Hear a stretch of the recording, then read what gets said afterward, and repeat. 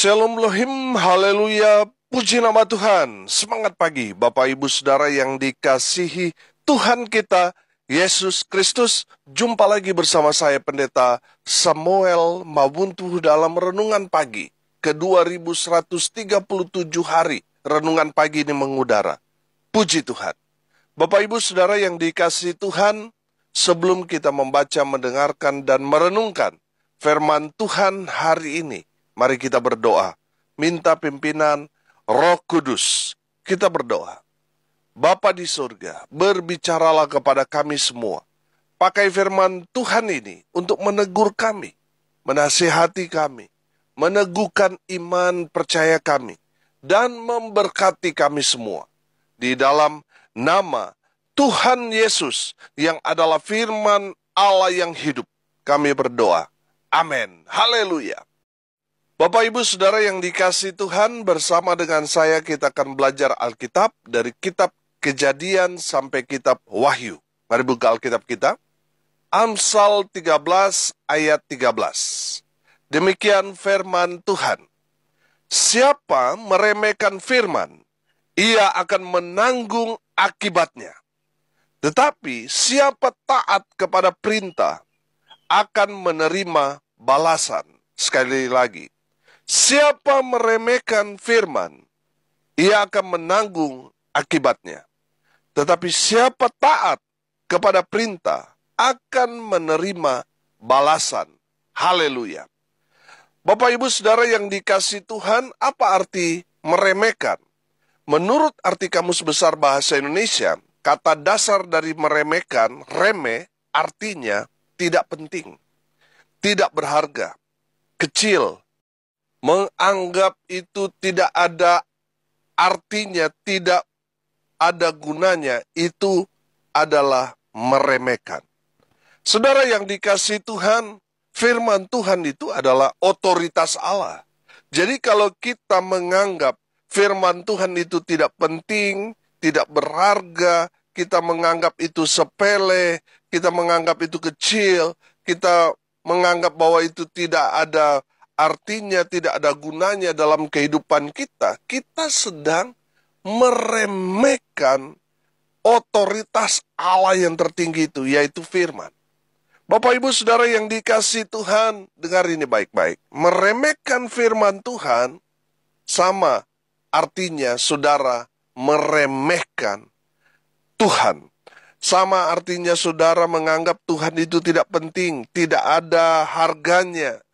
Saudara menganggap Tuhan itu tidak ada artinya dan lain sebagainya. Saudara hati-hati. Firman Tuhan ini katakan, siapa meremehkan firman, ia akan menanggung akibatnya. Saudara, saya mau kasih contoh. Orang-orang dalam Alkitab yang meremehkan firman Tuhan. Yang pertama siapa? Adam dan Hawa. Saudara lihat, langsung kena akibatnya. Mereka yang tadinya hidup sejahtera di Taman Eden, dan ketika mereka meremehkan firman Tuhan yang melarang mereka untuk memegang, untuk memetik, dan memakan buah itu. Karena mereka meremehkan firman, akhirnya apa saudara? Mereka jatuh dalam dosa, dan akibatnya mereka diusir dari Taman Eden. Yang berikut saudara, orang-orang di zaman Nuh. Orang-orang di zaman Nuh itu meremehkan firman Tuhan yang disampaikan Nabi Nuh kepada mereka. Saya percaya saudara, Nabi Nuh berkeliling memberitakan dan menyerukan pertobatan. Tetapi mereka menganggap Nabi Nuh itu gila. Mereka meremehkan firman Tuhan dan akibatnya mereka satu generasi di zaman Nuh habis. Hanya tersisa 8 orang, yaitu Nuh dan keluarganya. Saudara yang dikasihi Tuhan, itulah akibatnya kalau kita meremehkan firman. Yang berikut siapa? Firaun. Firaun harus menanggung akibatnya. Negerinya, yaitu Mesir, kena 10 tulah. Karena apa? Meremehkan firman Tuhan yang disampaikan Nabi Musa. Dan Firaun harus menanggung akibatnya, di mana dia melihat dengan mata kepalanya sendiri.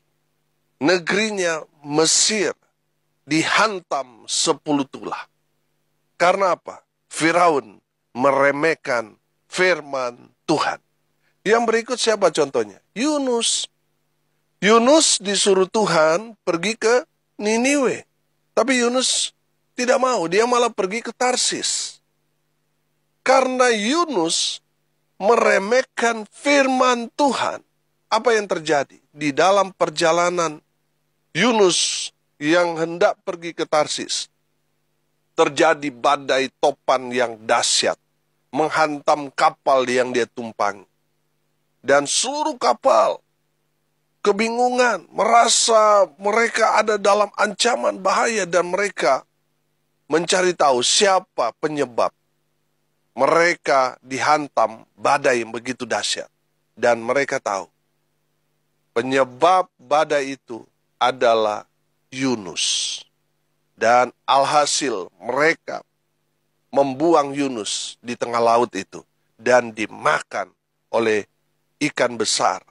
Selama 3 hari dia di perut ikan, saudara. Karena apa? Karena Yunus mengabaikan firman Tuhan. Dia meremehkan firman Tuhan dan akibatnya dia dihantam badai, dibuang ke laut, dimakan ikan besar. Dan yang berikut, saudara, di dalam perjanjian baru, ada satu contoh yang meremehkan firman Tuhan lalu mati. Siapa? Eutikus. Ketika Rasul Paulus berkhotbah, dia merasa, sudah lama dia khotbah, dia ngantuk, dan akhirnya karena dia tertidur, dia terjatuh, mati. Untung dia masih bisa diselamatkan.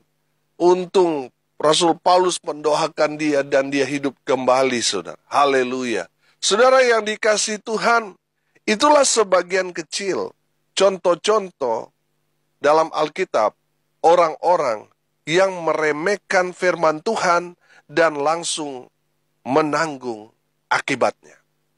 Nah, saudara yang dikasihi Tuhan, melalui firman Tuhan ini, dan saya sudah ceritakan contoh-contohnya, pertanyaannya, saudara masih berani meremehkan firman Tuhan? Saudara masih mau mengeraskan hati ketika firman Tuhan disampaikan, saudara tidak mau terima, saudara tolak? Kalau saudara meremehkan firman Tuhan, melihat, itu yang menyampaikan firman Tuhan, dia nggak ada gelar S2, S3-nya, saya S2, S3, ngapain saya mau dengar? Itu sama seperti saudara meremehkan firman Tuhan. Di saat saudara meremehkan firman Tuhan, saudara akan menanggung akibatnya. Siapapun yang menyampaikan firman Tuhan, dengarkan baik. Saudara, ketika saudara tidak fokus ketika mendengarkan firman Tuhan, saudara meremehkan firman Tuhan. Di saat saudara tertidur, ketika mendengarkan firman Tuhan disampaikan, saudara meremehkan firman Tuhan. Dan saudara akan menanggung akibatnya. Makanya saudara, seriuslah ketika firman Tuhan disampaikan. Mari kita merendahkan hati kita dengan mendengarkan firman Tuhan dengan baik. Amin. Saudara yang dikasihi Tuhan, saya itu banyak sekali bergabung di perkumpulan hamba-hamba Tuhan.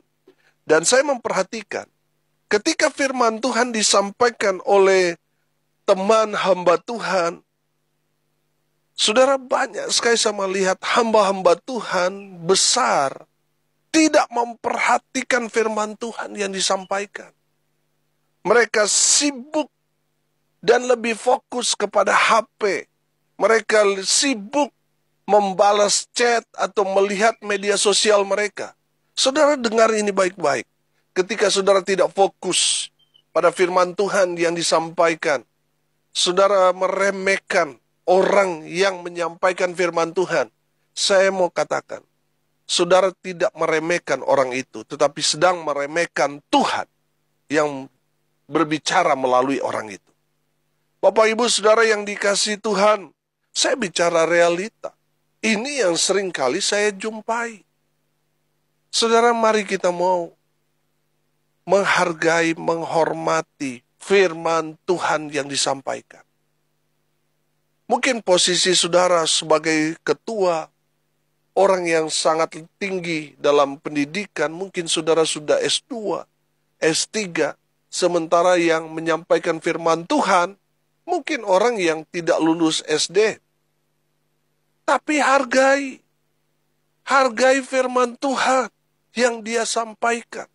Karena siapapun yang berbicara firman Tuhan, dia dipakai Tuhan untuk menjadi media Tuhan berbicara dengan jemaat Tuhan. Amin. Jadi saudara, kalau mungkin saudara tidak menghargai orang itu, karena mungkin saudara lebih tinggi derajat statusnya, tapi minimal saudara hormati firman Tuhan yang disampaikan. Bapak Ibu Saudara yang dikasihi Tuhan, mungkin orang yang menyampaikan firman Tuhan adalah orang yang tidak suka dengan saudara. Saudara, saya mau bilang, jangan pernah menolak firman. Siapapun dia, kalau dia sudah berbicara firman, Tuhan pakai dia untuk berbicara kepada orang-orang yang mendengarkan firman Tuhan pada saat itu. Di saat saudara menolak mendengar, itu artinya saudara menolak Tuhan, sang firman itu. Bapak Ibu Saudara, saya belajar begini. Kalau mau melihat pertumbuhan gereja, perhatikan hamba Tuhan yang mengembalakannya. Apakah dia bergairah melayani, dan di saat dia mendengarkan firman Tuhan, dia fokus atau tidak? Kalau hamba Tuhan itu fokus mendengarkan firman Tuhan, berarti jemaatnya juga seperti gembalanya. Tapi kalau gembalanya angin-anginan, saudara, tidak fokus, ya di saat firman Tuhan disampaikan oleh orang lain, dia tertidur, begitu juga dengan jemaatnya. Ketika hamba Tuhan itu berkhotbah, pasti jemaatnya seperti dia. Jadi saudara yang dikasihi Tuhan, kalau mau melihat pendetanya, hamba Tuhannya, lihat jemaatnya. Kalau mau lihat pertumbuhan jemaatnya, lihat pendetanya ketika ibadah. Banyak kan? Kalau dia yang pimpin ibadah, oh dia mengajar, haleluya, semangat sekali. Tapi di saat dia duduk diam, dengar saudara, seperti orang mati, tidak bergairah. Saudara, banyak yang saya jumpai seperti itu. Nah, saudara yang dikasihi Tuhan, mari kita mau menghargai, menghormati firman Tuhan yang disampaikan oleh siapapun dia. Selama dia ajarannya, dia mengajarkan Alkitab, Tuhannya Yesus Kristus Tuhan kita, dia harus kita dengar. Amin. Kecuali dia sudah mulai mengajarkan pengajaran-pengajaran baru yang sesat, baru kita tolak. Nah, saudara yang dikasihi Tuhan, saya belajar juga di dalam Wahyu pasal 2 di sana, kepada jemaat di Efesus. Memang, jemaat di Efesus itu dicela Tuhan, karena mereka kehilangan kasih mula-mula.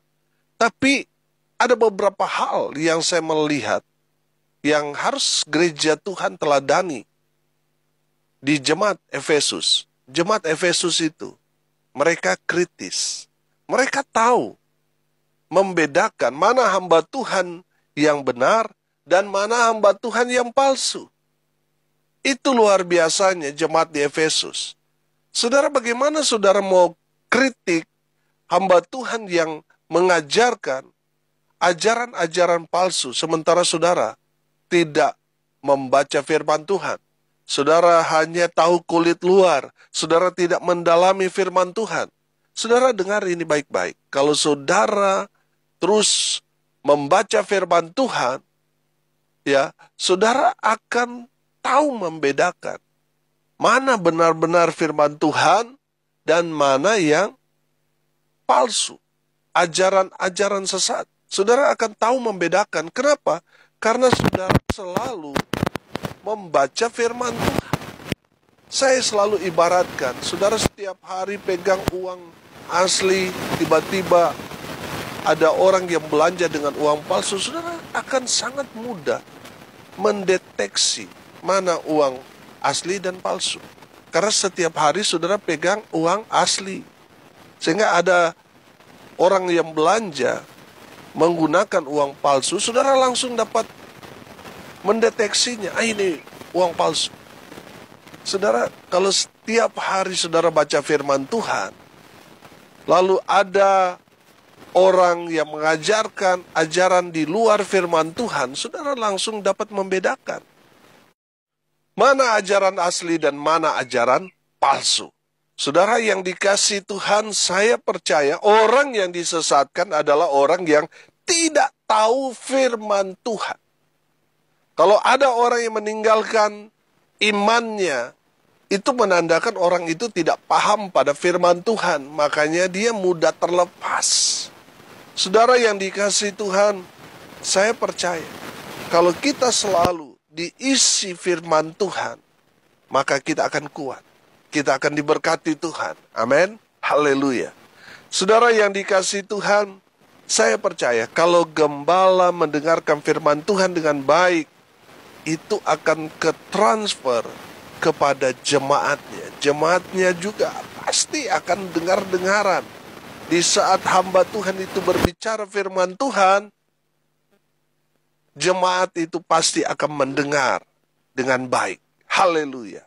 Saya percaya semua pendengar renungan pagi, semuanya orang yang dengar-dengaran pada firman Tuhan. Amin. Haleluya. Saudara yang dikasihi Tuhan, dari firman Tuhan ini kita belajar. Yang pertama, jangan pernah meremehkan firman Tuhan.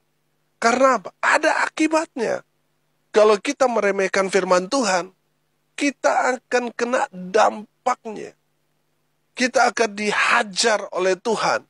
Karena kita tidak menghargai, tidak menghormati firman Tuhan.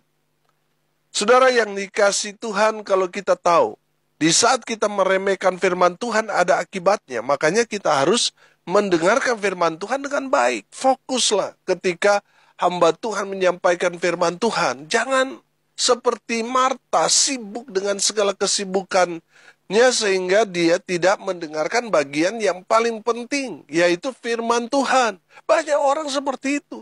Ketika di pesta, di saat firman Tuhan disampaikan, semua sibuk mempersiapkan makanannya.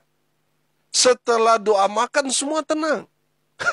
Saudara yang dikasihi Tuhan, yang paling penting kita datang di pesta itu sebenarnya bukan untuk makan, tetapi mendengarkan firman Tuhan. Makanan rohani itu yang paling penting. Kalau cuma makan, kita bisa makan lalapan di pinggir jalan, saudara bisa. Yang paling penting adalah firman Tuhan. Saudara makan lalapan atau di restoran, saudara di sana saudara tidak mendengarkan firman Tuhan di sana. Saya percaya saudara, yang paling penting di saat ada acara itu mendengarkan firman Tuhan. Amin. Jadi hormati hamba Tuhan yang memberitakan kabar baik saudara, supaya saudara diberkati. Hargai firman Tuhan itu dengan baik. Amin. Haleluya. Jangan pernah meremehkan firman Tuhan. Yang kedua, jadilah pribadi yang taat pada firman Tuhan. Karena firman Tuhan ini dengan jelas berkata, siapa yang taat kepada perintah akan menerima balasan, akan menerima pahala, akan menerima upah dari Tuhan. Amin. Jadi saudara, apa yang saudara dengar dari firman Tuhan, lakukan itu sebagai bentuk ketaatan kita pada firman Tuhan. Jadilah pelaku-pelaku firman Tuhan. Saudara, saya percaya kalau kita taat, kita pasti diberkati oleh Tuhan. Haleluya. Yang ketiga, saudara, ada upah yang Tuhan sudah sediakan buat kita. Orang-orang yang menghargai firman, orang-orang yang taat pada firman Tuhan, ada upah ada berkat yang Tuhan sudah sediakan buat kita semua. Haleluya. Amin. Mari kita berdoa. Bapa di surga, terima kasih. Kami sudah ditegur, dinasihati firman Tuhan ini, supaya kami tidak lagi meremehkan firman. Ajar kami supaya menjadi pribadi yang taat pada firman Tuhan. Karena kami percaya ada berkat Tuhan di balik semua firman kebenaran yang disampaikan. Ketika kami melakukannya, kami pasti diberkati. Berkati semua pendengar dimanapun mereka berada. Berkati hidup mereka, rumah tangga mereka diberkati, usaha pekerjaan, pelayanan mereka diberkati, dibuat beruntung, berhasil dalam segala hal. Hamba berdoa di dalam nama Tuhan Yesus, biarlah berkat Tuhan terus bertambah-tambah dalam kehidupan mereka. Mereka yang sakit disembuhkan, mereka yang lemah dikuatkan, hibur mereka yang saat ini sedang berduka cita. Tuhan memberikan penghiburan kekuatan yang datang dari Tuhan. Hamba berdoa biarlah berkat Tuhan turun memenuhi semua pendengar. Bapak Ibu Saudara yang dikasihi Tuhan, arahkanlah hatimu kepada Tuhan dan terimalah berkat dari Tuhan Yesus. Tuhan memberkati engkau dan melindungi engkau. Tuhan menyinari engkau dengan wajahnya dan memberi engkau kasih karunia. Tuhan menghadapkan wajahnya kepadamu dan memberi engkau damai sejahtera. Di dalam nama Tuhan Yesus, sumber segala berkat. Bapak Ibu Saudara yang percaya, diberkati Tuhan, katakan amin. Puji Tuhan. Bapak Ibu Saudara yang dikasihi Tuhan, kalau saudara merasa diberkati melalui renungan pagi ini, bagikan juga kepada saudara-saudara yang lain supaya mereka juga diberkati. Karena untuk itulah kita dipanggil, untuk jadi berkat. Salam kasih dari Bali, saya Pendeta Samuel Mabuntu. Sampai jumpa besok pagi. Tuhan Yesus memberkati kita semua. Haleluya.